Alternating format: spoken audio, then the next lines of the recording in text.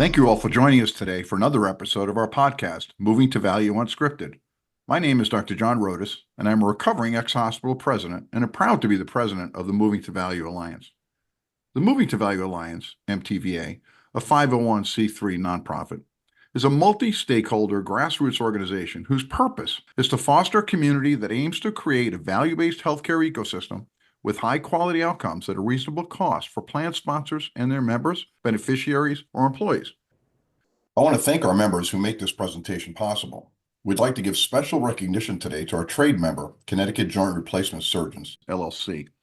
I'm joined by my fellow board members, Dr. Steve Schutzer and Mary Tracy Mock. Dr. Schutzer, a nationally renowned arthroplasty surgeon, is one of the founders of MTVA and is the co-founder and president of Upswing Health. Mary Mock, an expert on innovative contracting arrangements and payment models, is the CEO and founder of MTM Value-Based Care Strategies and Solutions. Our special guest today is Darrell Moon. After running 10 different hospitals across the United States, Darrell was familiar with the inefficiencies and misaligned incentives of our healthcare system. He left hospital administration and shifted his focus to educating business leaders and empowering them to get more out of their healthcare spend. Inspired by the NUCA system of care, Darrell founded Orient and Aspirational Healthcare, which help companies adopt customer-centric strategies that enhance employee health and satisfaction while reducing organizational costs. Since 2011, Darrell has been a healthcare innovation speaker for Vistage, the world's largest executive coaching organization for CEOs. Darrell is a member of the Forbes Business Council, and he has written many articles for Forbes, Bloomberg, Business Insider, Harvard Business Review, and Vistage. He recently published a book called Make Healthcare Work for You, which guides CEOs on how to get better healthcare for their employees at roughly half the cost. We're excited to have Darrell here with us today to talk about getting CEOs involved in healthcare and his new book. Welcome to Moving to Value Unscripted, Darrell. Thank you, John. It's a pleasure to be here. Well, it's a pleasure to have you, Darrell. We've been talking about what you've written about in your book for a long time, but by tradition here, we like to start by asking our speakers kind of how they got here. Just tell us kind of how you got to be from where you were way back when to how you then became a hospital executive and how you've totally shifted your focus to how to help CEOs. Sure. Well, I truly did have a goal when I started college to be a hospital administrator and got very lucky very early to be running 10 different hospitals at a fairly young age, as you mentioned in the intro. But one of the things that was exciting to me about being a hospital administrator was implementing continuous quality improvement strategies and concepts. As you know, Joint Commission is kind of the organization that all healthcare facilities bow to. And back in the late 1980s, early 1990s, Joint Commission implemented new standards around Deming's philosophies of continuous quality improvement, which if you break it down are four simple things. You define who the customer is, you figure out what's going to delight, excite, inspire, engage, empower that customer, and then you measure the processes that most impact delighting the customer. And when you find variance in those processes, you get the people closer to the process to improve those.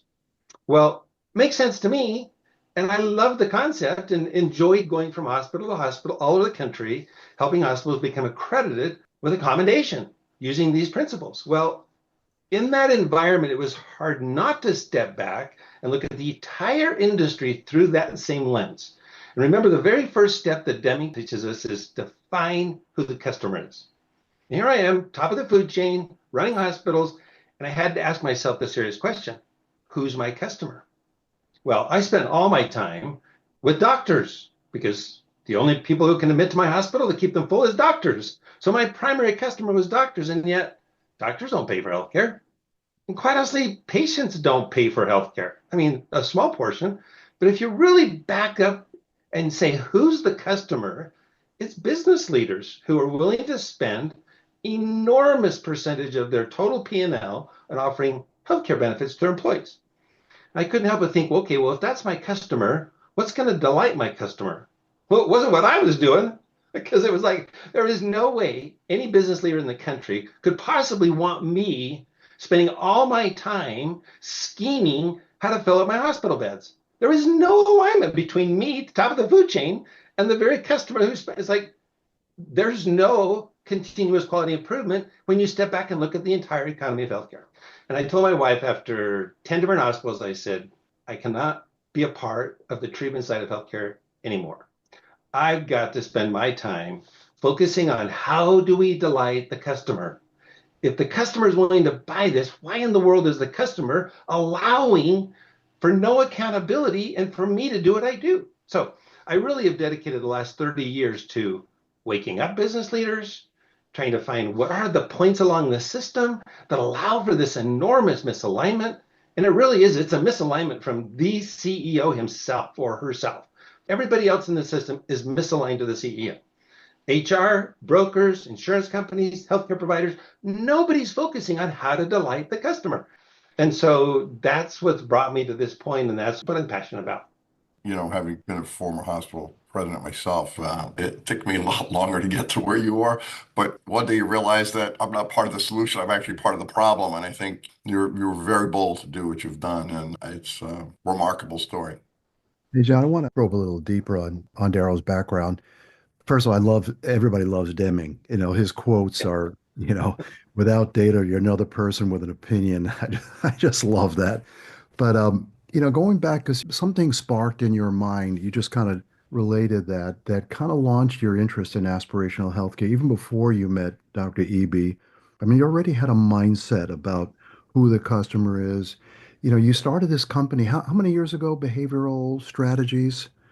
We started providing coaching back in 1996, so 29 years ago. Yeah. And then in 2008, we broke it off another company to create what's called Orion, which is a word in Latin that means to rise up and be happy.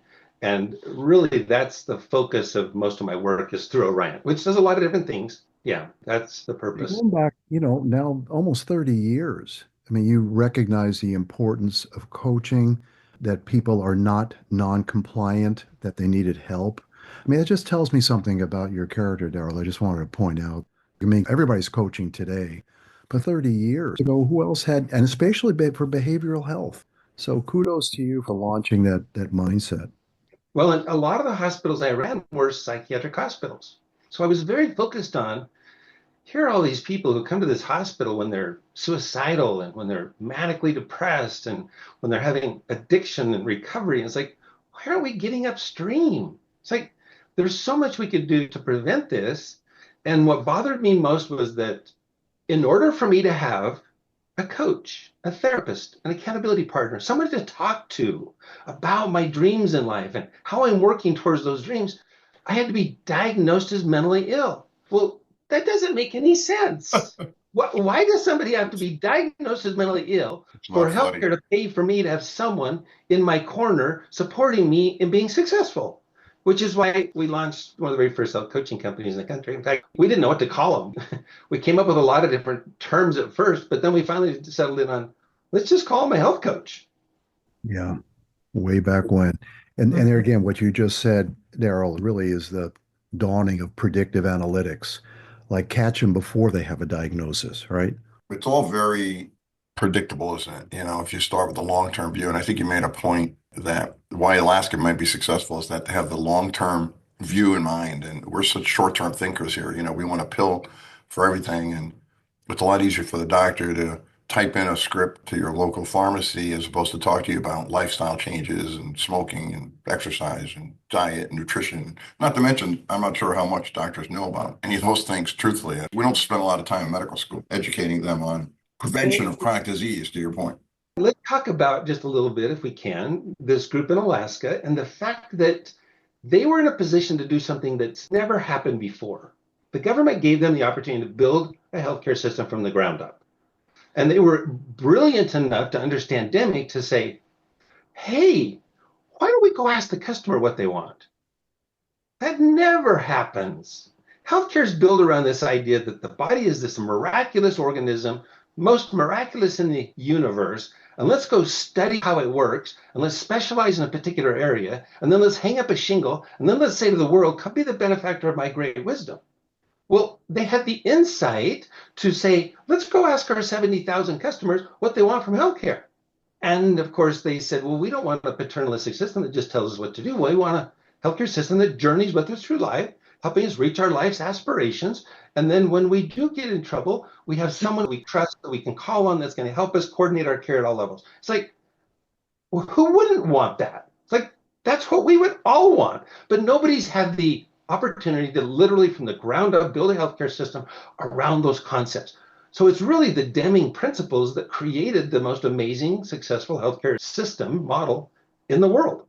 Well, I, for one, can't wait to get on a plane and get to Alaska and actually have a couple good friends that are up there in the Indigenous community. I'll shout out to Bart Garber at this point, and was lucky enough to spend time within the Indigenous people, helping them with a couple projects over time. And you are absolutely right. Their vision forward and their responsibility to the planet, the commitment to their family, their commitment to the tribe, so to speak, if I might use that word in a really positive way. It's a very unique crossroads of opportunity, and we do have a lot to learn from them. Yesterday, I'm just going to drop this in here and have you think about this, Darrell. I had the opportunity to join a PDA event. So PDA is Private Directors Association, which I belong to. For some reason, I got this invite to South Carolina. And the invite was about getting a group of CEOs and executives in a room. And there was a little bit of a sales tactic here. A physician was standing up in front of them talking about Atrium's executive, I would say executive concierge service, and kind of walking through the 5 things that executives need to understand for themselves, but also for their employees. And I thought to myself, and I was thinking back to an article I read that Scott Kennard put out recently about healthcare literacy. And so my question is, just now that I've given you the backdrop, what about literacy for CEOs? And I would say not just CEOs of the companies we serve, but CEOs of the actual healthcare enterprise as well. I think one might be over literate, and the other side of the equation is very under literate because they're worried about stock prices. They're worried about what's going on in this world right now. How are the tariffs, are going to impact them? And how do we bring that kind of literacy, for example, to the CEO of Nike? That's exactly why I wrote this book, because therein lies, we can talk about the CEOs of healthcare. I used to be there. We can talk about those all day. But really, the literacy problem is the fact that business leaders have a business to run. The last thing in the world they're thinking about is the healthcare system. They know they have to have a healthcare benefit. They turn that over to HR, and then HR does what everybody else does. And allows for this enormous misalignment. Business leaders truly believe there's nothing they can do. Look, if Warren Buffett, Jamie Dimon, and Jeff Bezos couldn't fix healthcare through Haven, how in the world are they going to have any impact on healthcare? It's like, there's nothing I can do. I am stuck with this 12%, 15% increase every year. I am stuck with a healthcare system that's sick care. I just have to focus on doing my job. There's nothing I can do about healthcare, and there's nothing further from the truth. Getting the opportunity now to have been in front of 1,000 CEOs across this country in small groups of 15 to 20 CEOs at a time, and I get them for 4 hours. And they're not there because, hey, they want to come learn about healthcare. In fact, they're like, oh, we got to talk about healthcare today? Like, can we talk about something exciting? How do I run my business? And I start with the question of, why do you buy healthcare? You are the primary purchaser of the largest industry in America that's totally out of control. So you're the customer.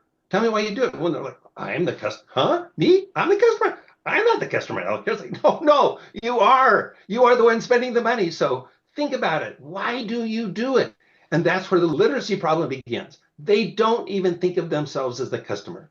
And so they never even ask themselves what they want. And so I asked them, what do you want? You're the one spending all this money. Why do you do it? They look at me like, I don't know. I've never thought about it. I guess I just figured I have to. Well, but yeah, there's a certain element of that, but why do you have to? And it's always so interesting when you get a group of CEOs to think about that. They always tell me the same 4 things, and almost always in the same order. Well, I do it to attract and retain top talent. If I don't offer a good healthcare benefit, I can't attract people. I want my employees healthy and productive. Have a better product. I want them to feel like I give them the best healthcare possible. And I wish it didn't cost so much. And then I asked them a question. Okay, do you think Peter Drucker was right? What gets measured gets managed? Well, yeah, I do that with every part of my business. Well, then do you ever measure to see whether this enormous spend, second largest cost doing business, is working to attract and retain top talent? And they always tell me, no, that's a good idea. Maybe I should do that. And it's that lack of literacy to even think about the fact that they can even ask their employees whether it's working. And then when they do ask, are they willing to hold people accountable to get what they want? HR is never held accountable. Brokers are never held accountable. Healthcare systems not trying to create that for the customer. It's like, it's the lack of holding the system accountable and just knowing that they can make it accountable. That's so incredibly the root of the problem. It's the biggest fumble in America. Darrell, I've tried to sometimes when I talk to executives, I use myself as an example. And I say, look, I said, I've been there and I look at my budget and then I have, $500 million, let's say in salary and wages. And then I have $100 million in healthcare spend. It's the second biggest number, as you said, almost everybody's budget. But while I could tell you I had a great cost accounting system. So I could tell you to the penny what I spent on ink and toner and paper. And I could shop between, Staples and, W.E. Mason to get a better deal. I had no idea what I was spending the $100 million on. I couldn't tell you. And I was in the healthcare business, which makes it even crazier, right? I couldn't tell you how much I spent on hip replacements and knee replacements or heart surgery. No idea. So I say, what the problem is? I think we, as now putting my old hospital executive hat on, or executive hat, I think we look at healthcare as a fixed expense. When you have fixed expenses, it's like your rent, right? It's like, oh, what can I do about my rent, right? I got to pay it. But really, as probably 85% of it is actually a variable cost. Maybe if you have some stop loss coverage, that's fixed. But the rest of it actually is variable. And I think once you start thinking about things as a variable cost, as an executive, you're like, wait a minute, variable cost means I have some control over what I'm spending. So what's your thought on that? Oh, there's no question. CEOs see this as a purchase to be made, not a problem to be solved. And if NUCA can prove that you can create at one of the highest risk populations in the world, the best healthcare model with the highest level of population health improvement, highest level of customer satisfaction, highest level of outcomes, highest level of awards internationally and nationally, and you can do it for half the price. You tell me one CEO that doesn't want to hear this message that you can have better healthcare at half the price. Wake up CEOs to that notion, and you will create a transition in this country like none other. It's just the lack of literacy, to think and to feel and to know that they're buying a terrible product at a terrible price, and no one is working for them. I think about that term I read in Dr. McCary's book, Cognitive Dissonance, how we get stuck in the energy it takes to change that perspective. So, John, I reached out to a CEO here in Connecticut who really cares for his people, a great culture all over the place. I said, how are things going? Not good. I said, have you changed your broker in the last 3 or 4 years? Well, of course not. My broker's my buddy. I go golfing with my broker. They got my back. This is somebody who really cares and proactive.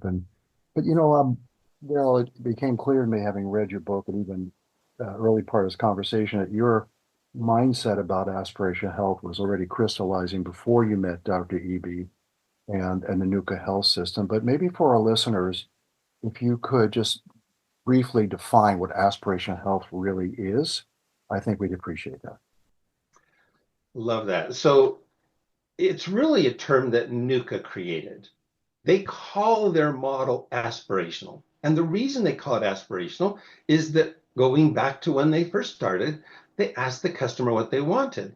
And the customer said that we want healthcare to be a guest at our table, journey with us in life to help us reach our life's aspirations. I'm the customer. That's what I want. So they simply build a healthcare system that had more to do with building relationships with people and keeping them healthy than fixing problems. Healthcare is generally built at the bottom of the cliff. When people fall off, we make lots of money fixing them, we put them back. But they build a healthcare system that was more focused on walking and journeying with people In fact, the first thing they did when they built what they call as a massively powerful primary care system was they said to their team of 4 people who were responsible for about 1,000 members that although you're a doctor, although you're a nurse, although you're a medical assistant and a support person, your primary role is not to be a doctor. Your primary role is to get in relationship, to be a trusted partner to every one of your members so that they look and feel and see you as like they would their dad, and that they feel like they can literally pick up the phone, call you 24 hours a day, ask you questions. You're there supporting them in their aspirations in life. In fact, if you go to the conference in Alaska, which I highly encourage everyone to do, which is in June every year, and then you have usually a virtual one in the winter. Here you go to the best healthcare system in the world, and you spend 5 days. And imagine what you might learn by attending a 5-day conference at the best healthcare system in the world. No one's come close to them. They are so far ahead of every other healthcare system. Imagine what you might spend your time learning. Well, the first 3 days, you spend the entire day for 3 days going through the very same training that they put every doctor, nurse, housekeeper, and assistant through when they come to work there. And then there's ongoing follow-up. And guess what that training is? How to build a trusting relationship such that your customer feels comfortable telling their story. And then when they do tell your story, how do you respond to their story in a way that builds trust? It's all about relationship. Science comes secondary when you truly build healthcare around the customer. Relationship is more important than the science of healthcare, because if you can't get the person to do what you're prescribing, what good does it do to come up with a perfect plan? So they understand how important relationship is, and you get to learn from them when you go how important relationship is and how do you build relationship. The whole point about patients not being compliant is really disrespectful, isn't it, Darrell? I mean, we don't have It probably gets the people in Alaska the most frustrated when you use that term. It's like, it's not them that's non-compliant, it's us. We, the healthcare system, are not compliant with their needs.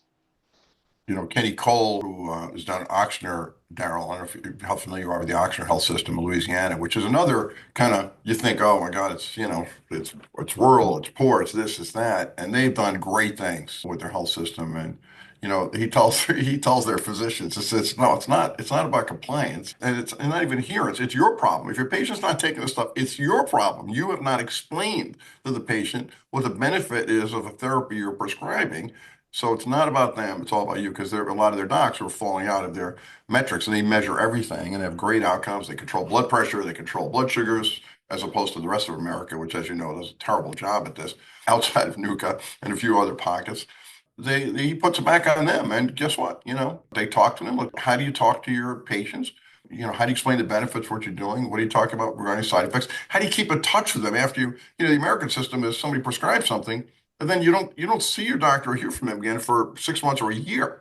My mechanic, when I get my oil changed, a week later, I say, how did I do? Do we do okay? It's like my dentist even does better. My doctor, you'll never hear from him again. It's fundamentally just flawed, right? Well, and can I simply say that if you really look at what you just said, the fundamental is in healthcare, we want the patient to turn to us and do what we tell them to do. The aspirational model is just the opposite.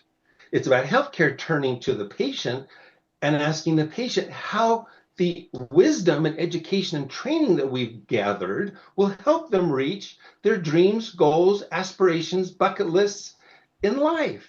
That's how healthcare should be thinking. How do we help you accomplish your dreams?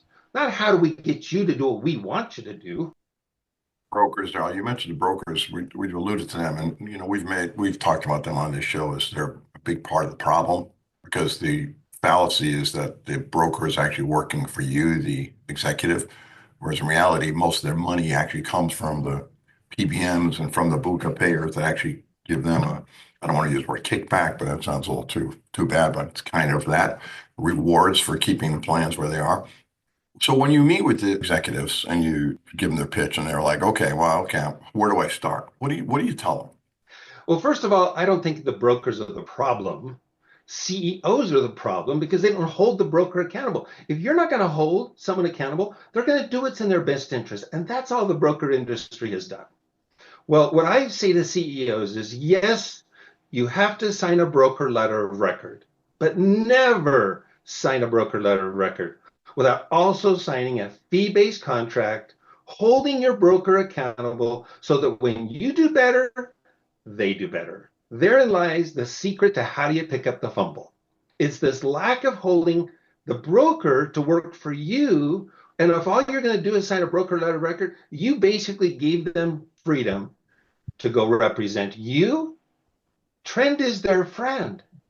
And as long as they keep you in a broken system that's going to see increases every year, they get more money in their pocket.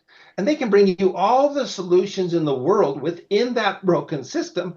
And you got to choose from bad choices until the broker is truly aligned financially with you.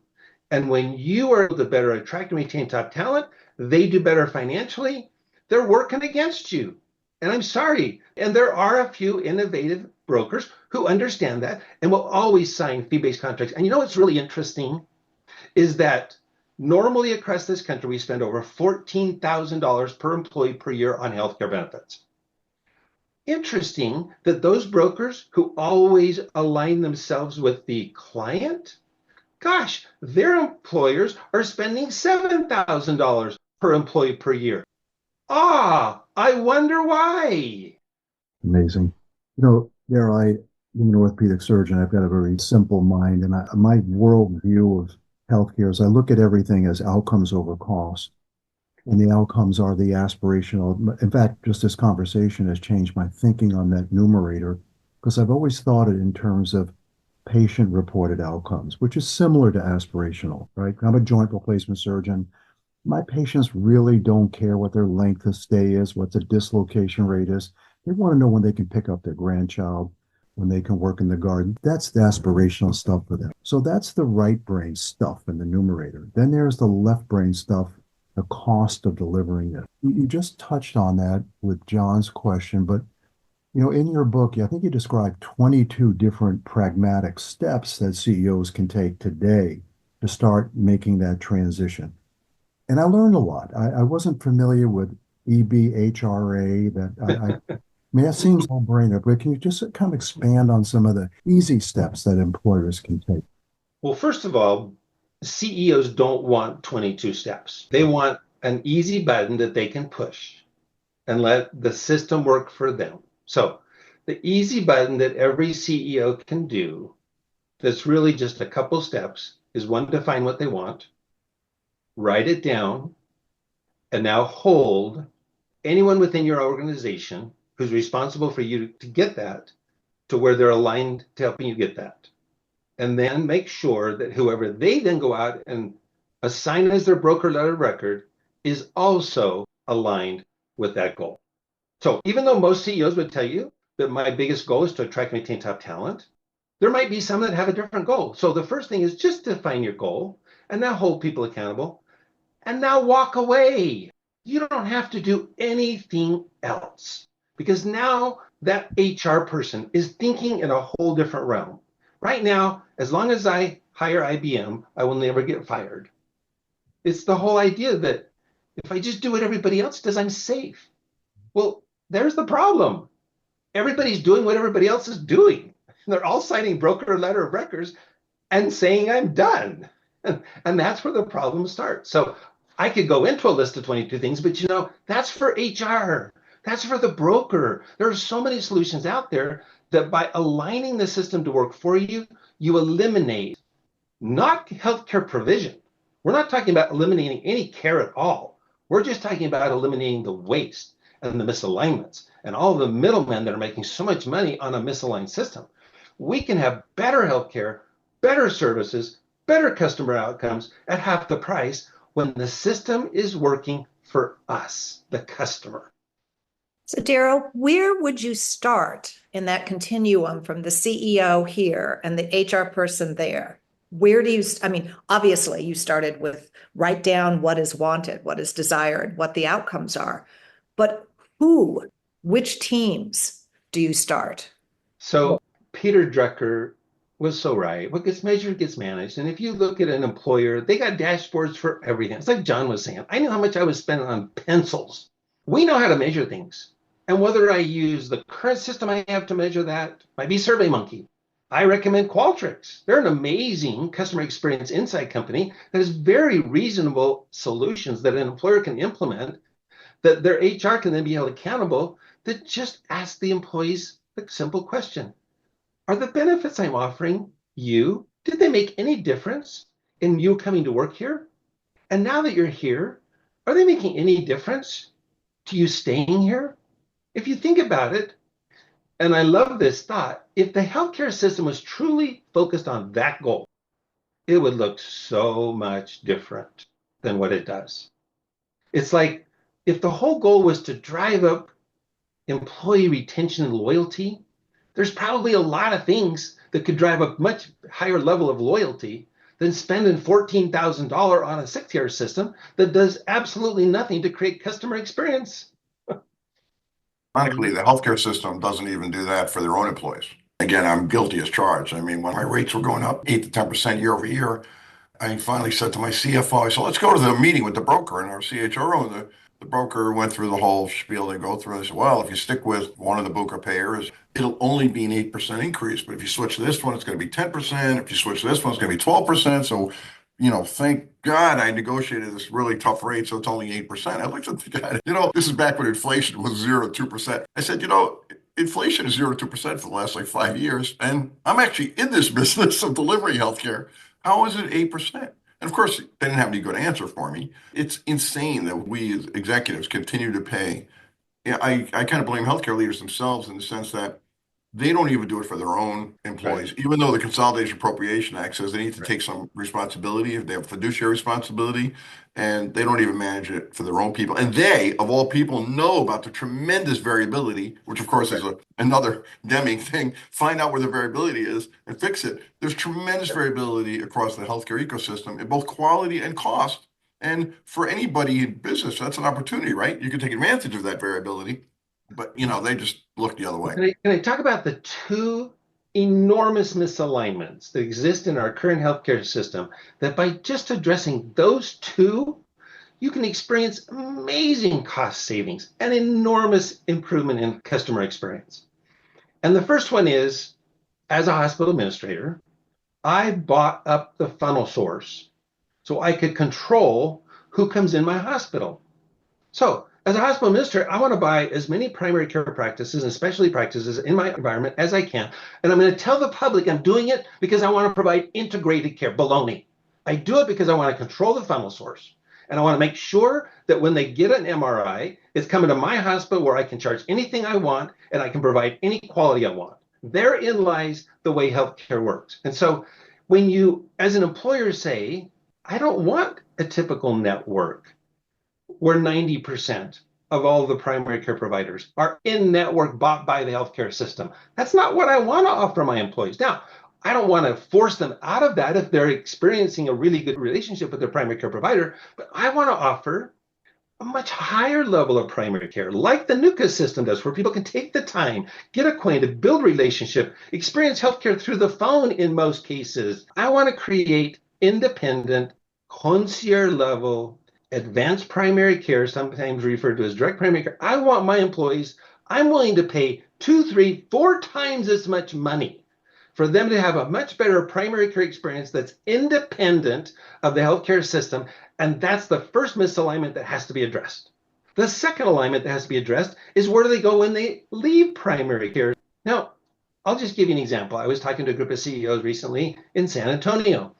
I did a little bit of research in that market before I went down. And I said to the CEOs, here in San Antonio, within the same Aetna network, there's a hospital that will do a very common knee surgery called an ACL, and they get a 3-star rating, and they spend $72,000. That's how much it's going to cost. There's a hospital over here down the road that charges $7,000 and gets a 5-star rating. Now, who in the world would want my patients going from direct primary care into a $72,000 three-star rated surgery? Well, Aetna's not going to do anything to guide those patients over here because Aetna makes more money when the costs go up. So if employers knew how radically variable the quality and the cost is, primary care should be independent, and all referrals into the next level should be based on cost and quality, and most importantly, quality. Now that we know from the transparency laws that have come about, and we now have access to enormous, wonderful data about appropriateness, outcomes, satisfaction, quality, if every referral into a specialist or into a surgery was based on the outcomes that those providers created, and we could force healthcare to work based on outcomes, we would see healthcare drop in half by just giving people better care and eliminating those two tremendous misalignments. Yeah, you are singing my song. And, personally, I sang this song many years ago and decided, well, if I'm going to sing this song, I might as well jump over to the other side and see how it goes. And walked away from healthcare benefits and went to a direct primary care and did Liberty Health Share at the same time. You and I are on the same page. I do the same thing. I use DPC and a sharing program. Yeah. And all of us on this screen right now are pretty savvy healthcare consumers if we look at ourselves just personally and detached from the system. But it really is amazingly easy. I mean, not only just to manage for yourself, but also to explain how this works to somebody else. And so I consider my mission, whether it's a CEO or it's a colleague or it's my bestie from high school, to sit down and start talking about this. The problem is nobody wants to hear it because it is so complicated. And I mean, I think I'd be interested, like, how do you make it less complicated so the message can go out, whether you're a CEO, to your team that's responsible for making those decisions, or just from one human to another human? I really do think it's as simple as waking up the buyer. Because if the buyer's going to define what they want and hold people accountable, everything else will happen naturally. It's like the absence of those two pieces is what's created all this misalignment. When my goal is to attract and retain, and I actually measure it, and I hold people accountable, all of a sudden, I offer a whole new set of services. And the communication to drive people in those services is supported by HR, by the broker, and the healthcare system because they're all wanting to help me meet my goal. It's not like I've got to go redesign healthcare. I just need to hold it accountable. That's why the book's called Make Healthcare Work for You.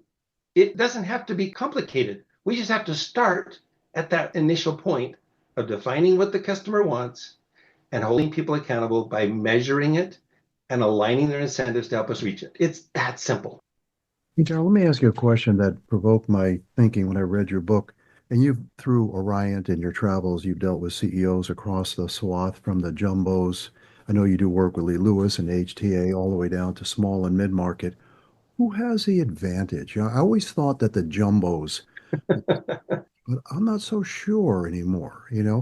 35 states, how do they find subscription-based primary care in all 35 states? What are your thoughts on that? I really do think that there's a misunderstanding that, gosh, if I was a Shell Oil, I could create contracts at the best price and healthcare would cost less. Well, there's some truth to that, but that's not where the biggest gains are. And yes, it's nice that subscription-based advanced primary care has now spread across the country enough that Prudential Financial, Ernst & Young, Pitney Bowes, Lindy, all these major companies are saying to their employees, if you'll go sign up, I'll pay 100%. Because I'm going to save so much money on the back end, I'm happy to spend more on the front end. But I'm a small employer. I have less than 50 employees.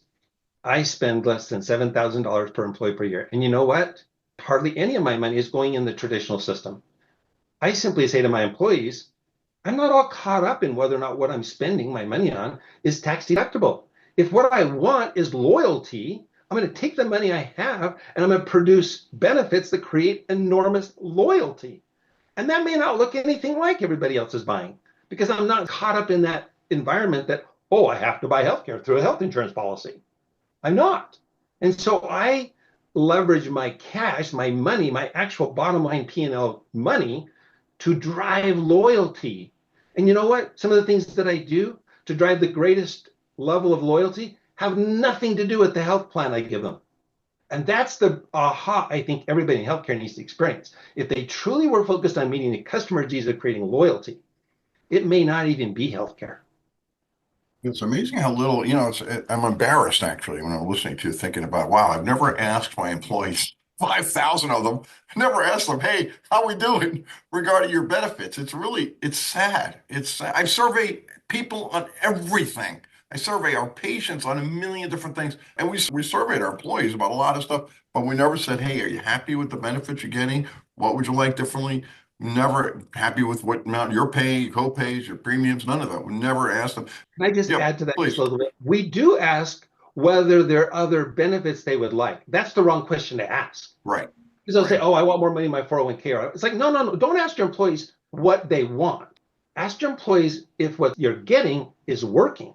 And you'll get a very different response than, oh, it'd be nice if I had pet insurance. It's like they're just assuming that they're going to continue getting what they want, whether it works or not. They're just simply saying, what more would I like? Right. It's just I want accretive. benefits. It's added. It's additional, not better. That's Not really that's looking not at. the right question to ask. Let's shift for a minute to the employees. And as you know, across the country now, employees and unions in particular, but employees in general are starting to rise up. You're right about the executives are the ones, quote unquote, paying. But the truth of the matter is the employees and taxpayers are also paying a big part of the bill, right? Because they're getting a deduction from their payroll for their healthcare costs. So they actually are part of the payer. And I always think that's one of the problems with this whole system. We call the payers the buka. They're not the payers. It's the executives of the companies and it's the employees themselves and taxpayers paying literally all the bill, the $4.5 trillion. Some of them are rising up now and starting to sue their employers for not managing their health plan. And, I don't know how much you give that message to the CEO. Say, listen, guys, if you don't do it soon, your employees are going to rise up and start suing you. And you really want a class action suit filed? What are your thoughts on that? Well, there's no question that if you're trying to wake someone up, sometimes it's the stick and sometimes it's the carrot. And so I use both. I mean, there's no question. Wouldn't you rather have your employees more loyal to you? So think about benefits from a whole different perspective. Well, and on the other hand, guess what? As long as you're expecting your employees to pay any premium, any copay, or any deductible, you are a fiduciary because you're making choices that impact their personal money. Well, now you're right. With the Consolidated Appropriations Act, there are class action lawsuits being filed across the country where employees are saying, you know what, you're not being a very good fiduciary. In fact, there isn't anybody that's being a very good fiduciary because if you're spending $14,000, you're not a very good fiduciary. It's like you are obviously spending twice as much money. And that's the 14,000 isn't even what's coming out of their pocket. The 14,000 is what's coming out of the employer's pocket. There's an additional amount that's coming out of the employee's pocket. But the employer's the one that's making the decision of which 3 plans to offer. And if all 3 of them are terrible options, I'm sorry, you are a fiduciary. Great point. Steve, let's wrap it up with you. Darrell, we have a tradition here, the Unscripted podcast, to ask our guests who always bring a very unique flavor, as you do. But thinking about closing, I recall a college Econ 101 principle, brilliant, called Stein's Law. I don't know if you remember that. If something cannot go on forever, it will stop. If I recall, there were trends that are just not sustainable, and obviously healthcare is one of them. The question is, are we going to fix it intentionally, or will it just go belly up? Is this going to crash? And we've covered here in the last 45 minutes some great opportunities for employers to step up. It's not that hard. Embrace aspirational health. But knowing what you know and your experience over 30 more years, where do you think it's going to land in 2 or 3 or 4 years? Where do you think it's going to head? Are we going to fix this sucker, or are we going to continue to be? I have tremendous optimism that we're going to fix it. And I'll tell you why. Because somebody went out and cracked the nut. 70,000 Native Alaskan people went out and proved that healthcare could look a lot different. All we have to do is ignite a dynamite that's already existing. There is such a huge pressure in this country amongst business leaders when it comes to their frustration with the healthcare benefits that they're buying and the fact that it's going up significantly every year. All we have to do is create enough of an ignition to turn on that dynamite, and this is going to revolutionize the way we do healthcare. And it's really about just simply saying to your employees, I want you to have a better experience with primary care. And I want you to go to independent that's not bought up by the system. And when you seek care beyond that, let's give you the best providers. If that's the only message people hear, and by hearing that message, even the public at large could rise up and say, well, this is what I expect. Employers, I want something better. It's going to cost you less. I'm going to be happier with it. So whether we drive it through waking up employers who are frustrated, or we drive it through employees who want something more, I don't think it's going to take a whole lot of work to ignite this dynamite, and it's going to just boom. It's kind of like how we got here in the first place. Way back at the end of World War II, when the government said, hey, we could offer group benefits, it took less than 10 years for the majority of employees across the country to be covered by some kind of group health plan through their employer. 10 years is all it took. Yeah, it's amazing. Darrell, we could talk to you all day, my friend, but thank you so much for joining us. And Mary and Steve, thank you so much for a great conversation. And we encourage our listeners to all read your book. We're going to read it again now. And thank you so much for joining us today. Thank you. It's a pleasure. We want to take a minute now to introduce the new MTVA membership program. As a 501c3 nonprofit, we rely on support from our grassroots network to advance our mission of creating a value-based health system with high-quality patient outcomes at a reasonable cost. As we continue to grow and broaden our impact, we're excited to invite like-minded organizations and individuals to join our membership program. Tax-deductible membership contributions help us enrich the healthcare environment with quality content, including this podcast, and robust platforms to fuel discussion, collaboration, and advocacy that lead to groundbreaking solutions.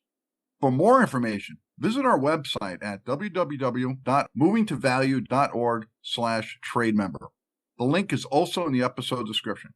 Thanks again for listening and for being part of this important movement.